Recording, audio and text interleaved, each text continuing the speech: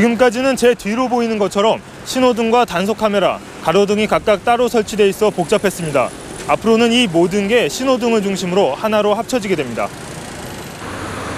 서울 시내의 또 다른 사거리는 얼마 전까지 여러 기둥이 난립해 있었는데 최근 단순하게 정비해 한결 산뜻해졌습니다.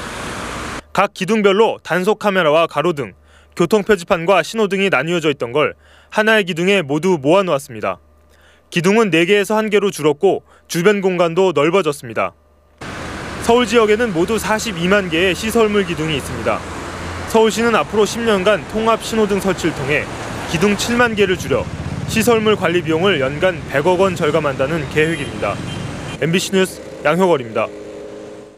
중국에서 날아온 멸강나방 애벌레가 중부 지역에 빠르게 확산되고 있습니다. 엄청난 속도로 작물을 갉아먹어 축산농가의 피해가 큽니다. 허지희 기자입니다.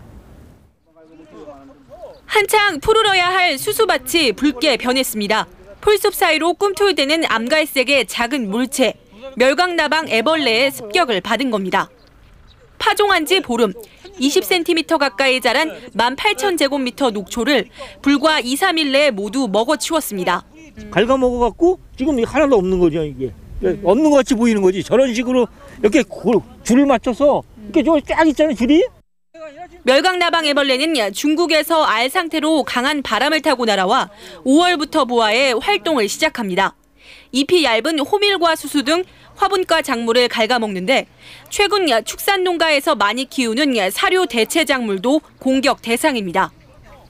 멸강나방 유충은 우리나라에서 월동하지 않는 돌발 해충이기 때문에 예방 활동이 쉽지 않습니다. 방제 시기를 놓치면 벼나 옥수수까지 피해를 보게 됩니다. 지금까지 충청북도 지역에서 긴급 방제를 벌인 면적만 14만 제곱미터에 달합니다. 수시로 예찰을 해서 발생이 됐을 때는 즉시 적응약제로 방제를 하시는 것이 효과적으로 할 수 있습니다.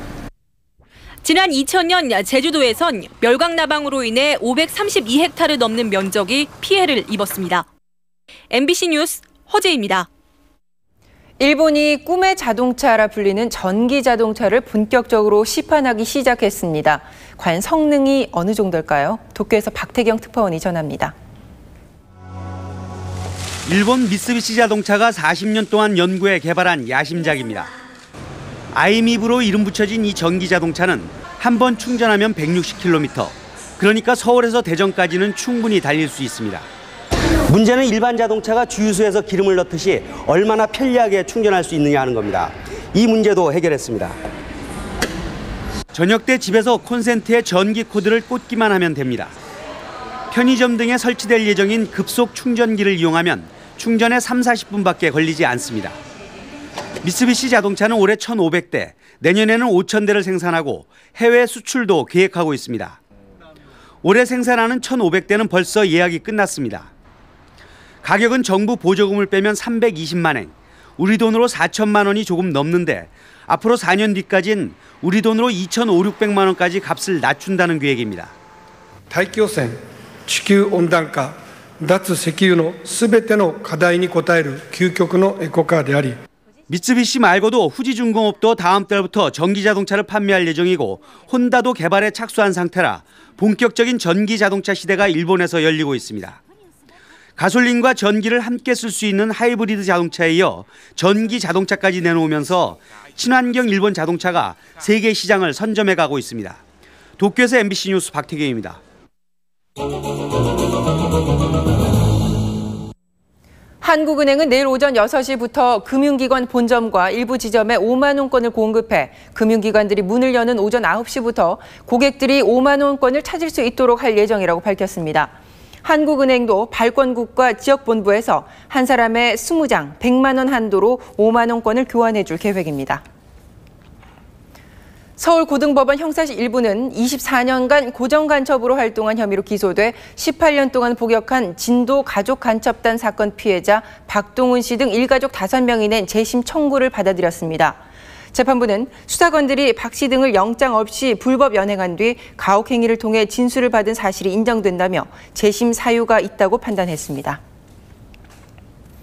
농민단체들과 원불교 교무단은 이명박 대통령은 일방적인 국정 운영에 대해 사과하고 국민 대다수가 반대하는 정책 추진을 중단하라는 시국 선언문을 발표했습니다. 문화연대 등 시민사회단체들은 인터넷 실명제 의무 대상 사이트가 37개에서 153개로 확대되고 대통령을 비판하는 내용이 담긴 영화가 청소년 관람 불가 판정을 받는 등 사회 각 영역에서 표현의 자유가 침해되고 있다고 비판했습니다.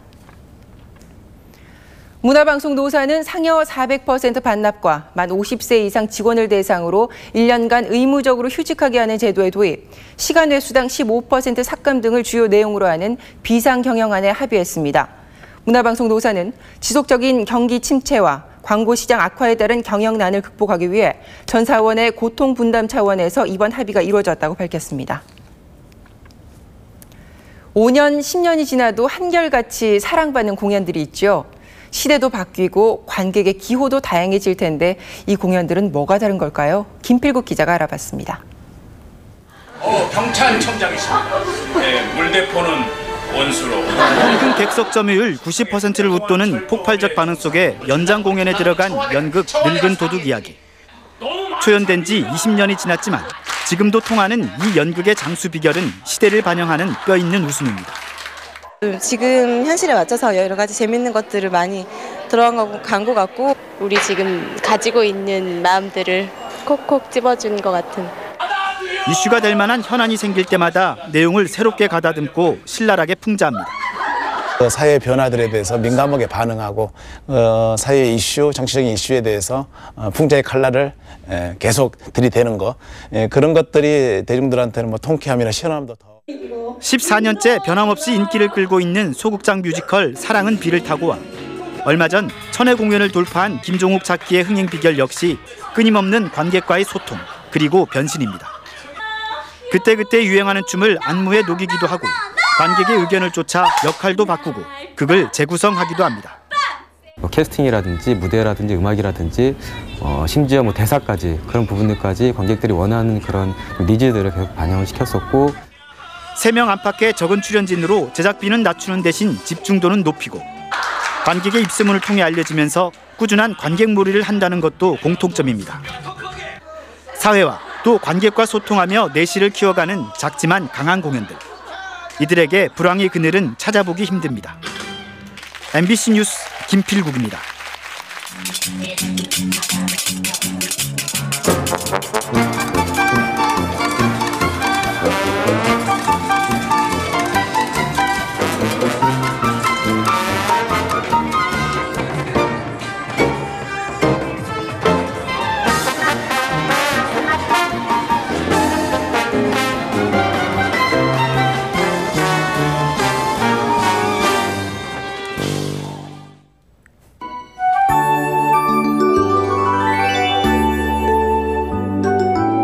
저녁에 경기 북부와 강원 북부 지방에 강한 비를 뿌렸던 소나기 구름은 차츰 약해지면서 남동쪽으로 물러가고 있습니다. 앞으로 중북부 일부 지방에 좀 더 영향을 준 뒤 사라질 것으로 보입니다. 장마 전선이 물러가고 있습니다. 내일부터 당분간 먼 남쪽 바다에서 소강 상태에 들겠습니다. 전선은 주말인 27일쯤 다시 제주도 부근까지 올라와 영향을 주겠습니다. 내일 서울의 낮 기온은 28도, 대구 32도까지 치솟는 등 더위가 기승을 부리겠습니다. 오늘보다 1도에서 5도가량 높은 셈인데요. 더위에 지치지 않도록 통풍이 잘 되고 가벼운 옷차림 하시는 게 좋겠네요. 현재 구름 영상을 보시면 장마 전선은 제주 남쪽 해상에서 남하하고 있는 모습입니다. 내일은 중국 상하이 남쪽 동중국해까지 내려가겠습니다. 다음 각적도 자세한 내일 날씨입니다. 내일은 아침에 안개가 짙게 끼는 곳이 있겠고 전국이 대체로 맑겠습니다. 낮 기온은 서울 28도, 광주 30도, 대구 32도까지 오르겠습니다. 울릉과 독도 지방 대체로 맑겠습니다. 물결은 남해와 동해 먼 바다에서 조금 높게 일겠습니다. 당분간 뚜렷한 비 소식 없이 30도 안팎의 더위가 계속되겠습니다. 날씨